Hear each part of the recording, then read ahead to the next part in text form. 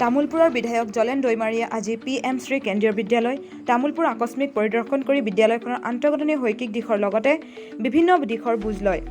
বিধায়কগৰাকীয়ে দিনৰ 12মান বজাত PM শ্ৰী কেন্দ্ৰীয় বিদ্যালয় উপস্থিত হৈ বিদ্যালয়খনৰ অধ্যক্ষ ৰাজু কুমাৰ দাসৰ পৰা বিদ্যালয়খনৰ শৈক্ষিক দিশৰ লগতে আন্তঃগাঁথনিৰ উন্নয়ন, স্থায়ী শিক্ষক নিযুক্তি, বিদ্যালয়খনৰ ফলাফলৰ লগতে বিভিন্ন সমস্যা সম্পৰ্কে আলোচনা কৰে।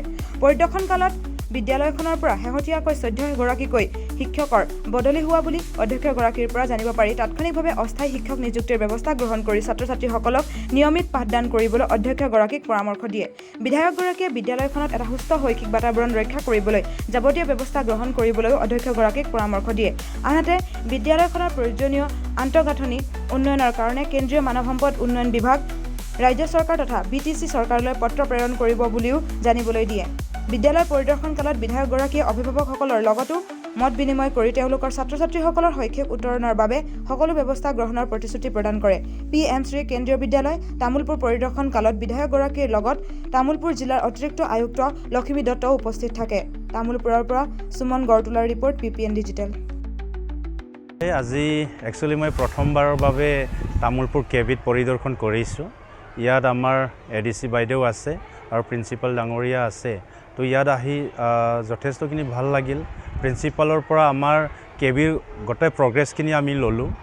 ইয়াৰ ইনফ্ৰাষ্ট্ৰাকচাৰ ডেভেলপমেণ্টৰ লগতে বাকী যিখিনি ইণ্টাৰনেল আমাৰ ইয়াত প্ৰব্লেমছবিলাক আছে সেইটো আমি প্ৰিন্সিপাল আৰু DC আৰু ADC ডাঙৰীয়া আমি চবেই একেলগে চাইছোঁ।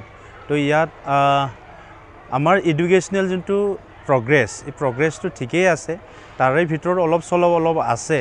এইটো মই প্ৰিন্সিপাল ডাঙৰীয়াক ইনিচিয়েটিভ লোৱাৰ কাৰণে কৈছোঁ যে এইখিনি ষ্টুডেণ্টবিলাকক আমি ভালদৰে যদি এডুকেশ্যনত আগুৱাই লৈ যাব লাগিলে কিছু ইয়াত ইনিচিয়েটিভ ল'ব লগা আছে।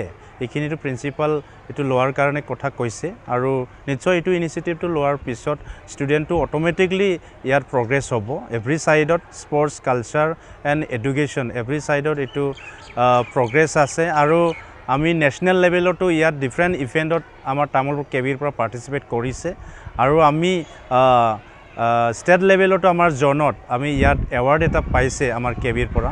এইটো আমাৰ কাৰণে ভাল লক্ষণ বুলি মই ক'ব বিচাৰিছোঁ। তথাপিও ইয়াত মৰ্ণিং এছেম্বলিত ইয়াত যথেষ্টখিনি ঘৰৰ প্ৰয়োজন আছে, প্লেটফৰ্মৰ প্ৰয়োজন আছে। তো এইটো আমি DC ডাঙৰীয়া লগতে আমাৰ যোনটো প্ৰপাৰ চেনেল, আমি প্ৰপাৰ চেনেলৰ লগত এইটো চেণ্ট্ৰেলত লাগি পঠোৱাৰ কাৰণে ব্যৱস্থা কৰিম আৰু BTR প্ৰধান প্ৰমোদ বড়ো ডাঙৰীয়া ছাৰৰ লগতো আমি কথা পাতিম। তামুলপুৰ কেবিত আমি সেইটো সমস্যাটো আমি সমাধান কৰাৰ কাৰণে কিমান দূৰলৈকে আগভাগ ল'ব পাৰোঁ আৰু বাকী যিখিনি আছে ষ্টুডেণ্টৰ যিখিনি আমাৰ এনৰলমেণ্ট আছে ভালেই আছে আৰু যিখিনি সৰু সুৰা প্ৰব্লেমছ আছে মই ভাবোঁ এইটো লাহেকৈ উইদিন আমি 6 মান্থ বা 1 ইয়াৰৰ ভিতৰত বহুখিনি ইয়াত ছল্ভ হৈ যাব। মোক বহুত গাৰ্জেনে ফোন কৰিছে যে ইয়াত অট'মেটিকলি 14 টিচাৰ্ছ ইয়াৰ পৰা ট্ৰেন্সফাৰ হৈছে। এইটো অল ইণ্ডিয়া এইটো আমাৰ যোনটো ট্ৰেন্সফাৰ পলিচি ইয়াত হৈছে বুলি আমাক জনাইছে। প্ৰিন্সিপাল ডাঙৰীয়াও এতিয়া জনাইছে। ইয়াৰ কাৰণে আমি অহা 11ত ইয়াত এইটো প্ৰব্লেমটো ছল্ভ কৰাৰ কাৰণে আমাৰ টেম্পৰাৰী কিছুমান টিচাৰৰ কাৰণে ইণ্টাৰভিউ লোৱা হ'ব 11 জুলাইত আৰু আমি ভাবিছোঁ 2 দিনৰ পিছতে এইটো এপইণ্টমেণ্টটো দি আমাৰ টিচাৰৰ যিখিনি প্ৰব্লেমছ এইটো ছল্ভ হ'ব আৰু পাৰ্মানেণ্ট যোনটো পষ্টিং, এই পাৰ্মানেণ্ট পষ্টিঙৰ কাৰণে আমাৰ